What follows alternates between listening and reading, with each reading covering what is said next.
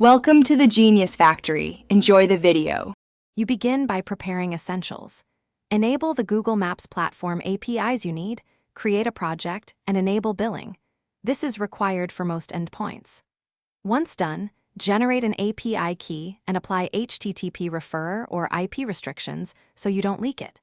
Then install a request tool like curl or Postman and store the key in an environment variable named Maps API KEY. Now you can make your first authenticated request.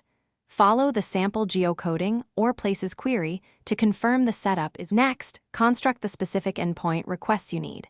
Include parameters for fields, language, and region to limit payload size and cost. For places results, check for next page token and implement pagination logic.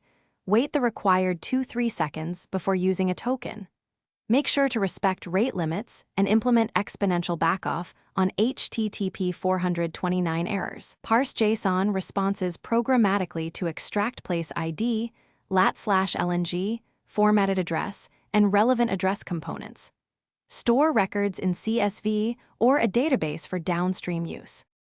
Finally, normalize and deduplicate the data. Use place ID and coordinates to match records and retain source metadata for traceability. Export to your target format, such as CSV or a spatial database, and validate geometry and address accuracy. Make sure to implement caching and request batching to control costs and set billing alerts. If something goes wrong, check the API error code and quota usage. Make sure the API key restrictions match the client origin and that billing is active. This solves most failures. Thanks for watching. If you found this helpful, don't forget to like and subscribe.